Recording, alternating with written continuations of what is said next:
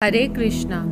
श्रील प्रभुपाद के चरणों में मेरा कोटि कोटि नमन। श्रील प्रभुपाद अपनी पुस्तक राज विद्या में कृष्ण की शक्तियों का ज्ञान अध्याय में कहते हैं, भगवान ब्रह्मांड में सर्वत्र व्याप्त हैं और वे आत्मा, हृदय, जल, वायु में सर्वत्र स्थित हैं। इस प्रकार यदि हम किसी भी वस्तु से, चाहे मिट्टी, पत्थर या लकड़ी से, ईश्वर की मूर्ति श्री विग्रह बनाते हैं तो उसे मात्र गुड़िया नहीं समझना चाहिए, वह भी ईश्वर है। यदि हमसे पर्याप्त भक्ति भाव हो तो यह श्री विग्रह भी हमसे बातें करेगा।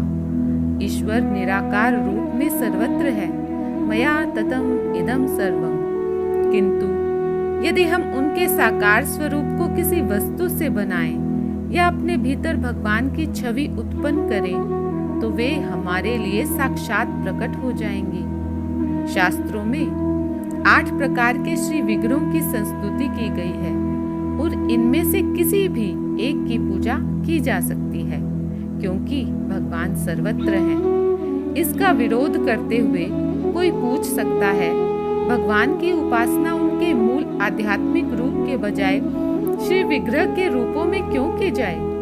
इसका उत्तर यह है कि हम भगवान को उनके आध्यात्मिक रूप में तत्काल नहीं देख सकते।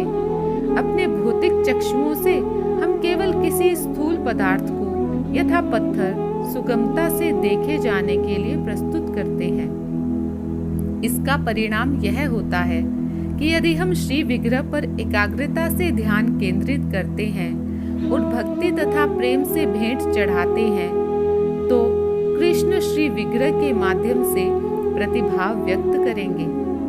चूंकि ईश्वर सर्वत्र हैं, अतः वे अपनी मूर्ति में हैं, अपनी छवि में भी हैं। यदि कृष्ण सर्वत्र हैं, जैसा कि निर्विशेषवादी भी मानते हैं, तो फिर वे अपनी मूर्ति श्री विग्रह में क्यों नहीं होंगे?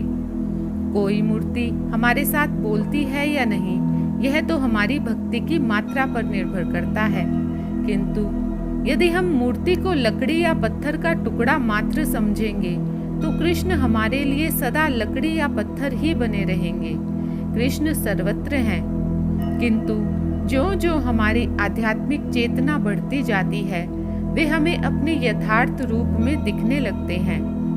यदि हम डाक के डिब्बे में एक चिट्ठी डाल दें तो वह गंतव्य तक पहुंच जाएगी, क्योंकि डिब्बा अधिकृत है।